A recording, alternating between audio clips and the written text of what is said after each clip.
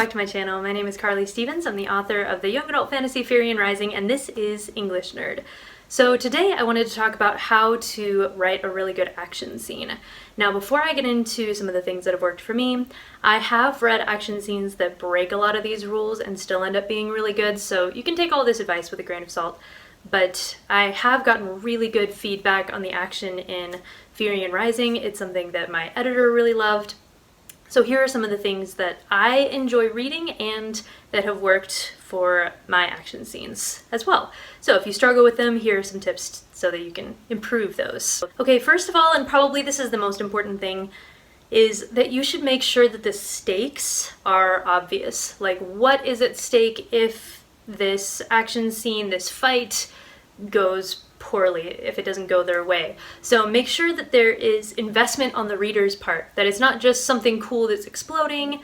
I mean, I like a good explosion, but if I don't care about any of the things that are exploding or the people at stake, then it doesn't really matter to me. So make sure that those stakes are super clear.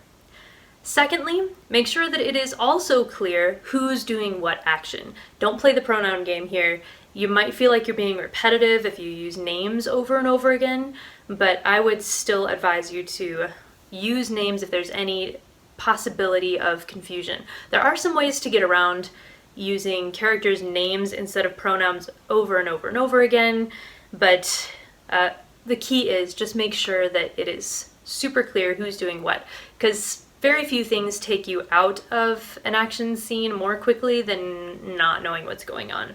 Just literally, who is the one who threw the punch at whom? Thirdly, and to me this is the most important stylistic thing, stay in really close POV, so point of view. In other words, make sure that your reader feels like they are inside one of the characters. This is not the time to say, this person threw the punch at this person and then this person punched back. Instead, what I would suggest, what's worked for me, is staying inside the character's head. So what are they thinking? What are they feeling? What are they tasting and hearing and seeing? And, you know, how are their injuries affecting them as they're in this fight or they're running from this person? So give as many details as you can as far as the senses go, and don't be afraid to explain that inner monologue either. I mean, don't spend an endless amount of time in somebody's head if there's actual action going on, but for instance, there's a scene in Firian Rising where Firian is ambushed. I'm not going to give you a lot of details, but he's ambushed and he has to improvise how he's going to take on multiple opponents at once. And all he has is one little knife, so that's not going to do it. So he has to kind of take inventory of what's around him, figure out what could be used as a weapon, how many people are behind him, how many people are in front of him, what can he do to distract. And so getting a little bit of that inner monologue gets the reader involved in trying to figure out what would they do in that situation, and I think it provides more buy-in on the reader's part. So that's something that is, in my opinion, super important for understanding, for being invested in any sort of action scene.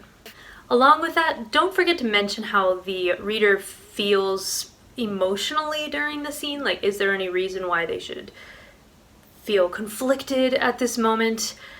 You don't need to spend a lot of time on this necessarily, but having some emotion along the way, in addition to feeling physically like, oh no, I have, you know, a sword cut on my shoulder or something, is another good way to get your readers involved.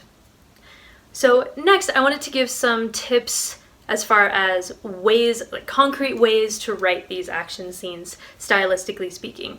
So some things that I've used and seen that have been effective are short paragraph breaks. So normally you have kind of mid-sized paragraphs, maybe a variety, but with action scenes, you generally want to make those paragraphs a little shorter because it's faster to read. It'll speed up your reader's experience with that extra white space. It's just a subconscious way to get them a bit breathless along with the characters. Another thing that's important is using active verbs.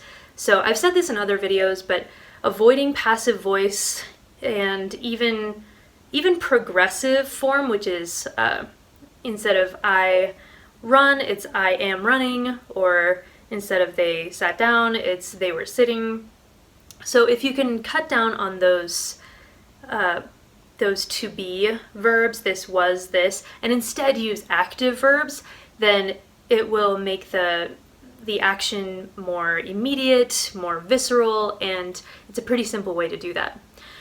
Something else that I often do is use shorter, not only shorter paragraphs, but shorter sentences as well, even fragments. So I don't use an enormous number of fragments in my book. I do use some, definitely, but I use more during action scenes because I feel like you wouldn't have the leisure to think in full sentences necessarily, or even move incomplete movements if you're in the middle of a fight, maybe you're stopped.